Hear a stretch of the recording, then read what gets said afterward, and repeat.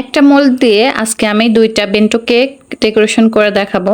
তো ওই দিনকে আমার ৩টা কেকের অর্ডার ছিল। একটা ১ পাউন্ডের মধ্যে আর ছিল ২টা বেন্টো কেক। তো এই যে আমি প্রথমে কেকটাকে স্লাইস করে কেটে নিয়েছি। এখানে আমি মোট ৬টা স্লাইস করে নিয়েছি। আর আমি আগে থেকে ক্রিম রেডি করে রেখেছিলাম। ক্রিমটা রেডি করে আমি ফ্রিজে রেখে দিয়েছিলাম একটা এয়ারটাইট বক্সে করে। কেকটা যেহেতু অরেঞ্জ ফ্লেভারের ছিল, তো ক্রিমটাকে আমি অরেঞ্জ ফ্লেভার দিয়ে রেডি করে নিব। এজন্য আমি কিছুটা অরেঞ্জ ইমালশন নিয়ে ক্রিমের সঙ্গে মিশিয়ে নিয়েছি। আর এরপর হচ্ছে আমি কেকটাকে আগে থেকে ক্রামকোট করে ফ্রিজে রেখে দিয়েছিলাম। তো ওটা হচ্ছে ভিডিও করা হয়নি। তো এবার আমি কেকটাকে ফ্রিজ থেকে বের করে নিয়ে কাভার করে নেব। আর এখানে আমি সেই অরেঞ্জ ফ্লেভারের ক্রিমটা দিয়ে কিন্তু কেকটা কাভার করে নিচ্ছি।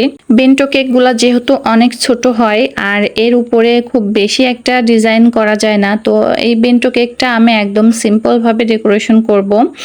তো ওই দিনকে প্রচুর পরিমাণে গরম পড়তেছিল। গরমের মধ্যে কাজ করা খুবই কষ্ট হয়ে গিয়েছিল। যদিও এটা আমার কিছুদিন আগেকার ভিডিও, আসলে সময়ের অভাবে ভিডিওগুলো এডিট করা হয় না। এডিট করতে পারলেও ভয়েস দেওয়া হয় না। বরাবরের মতো এই কেকটাও আমার সেই রিপিট কাস্টমারই নিয়েছিল। তো যাই হোক, কেকটাকে কাভার করার পরে আমি এখন কেকটাকে একটা পেপারের উপরে তুলে নিব।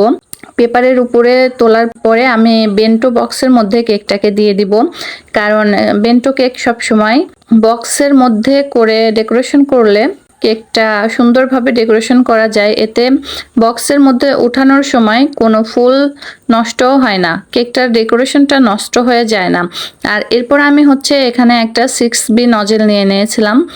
আর আমি হচ্ছে পাইপিং ব্যাগের মধ্যে করে ক্রিম নিয়ে নিয়েছি।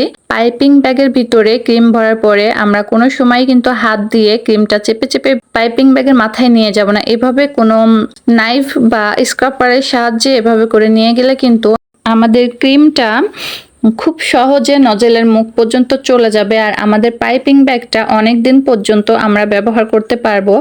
আর এই যে আমার বেন্টো কেকের একটা সিম্পল ডেকোরেশন ছিল 6B নজেল দিয়ে। আসলে 6B নজেল দিয়ে বেন্টো কেকগুলো ডেকোরেশন করলে অনেক ভালো লাগে। তো এই 6B নজেল দিয়ে কাজ করাতে কেকটা অনেক সুন্দর লাগতেছে। আর কালারটা আমি দিয়েছিলাম হচ্ছে পার্পেল কালার। আর আমি এখানে রেডম্যানের জেল কালারটা ইউজ করেছিলাম।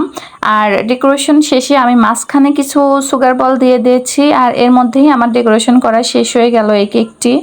এখানে আমি আরেকটা কেক ডেকোরেশন করে রেখেছিলাম, ওটা আমি আরেকদিন শেয়ার করব আপনাদের সঙ্গে। তো আমার পেজটা ফলো করা না থাকলে এখনই ফলো করে রাখুন, যাতে করে আমার পরবর্তী ভিডিও আপনার কাছে খুব সহজে পৌঁছে যেতে পারে।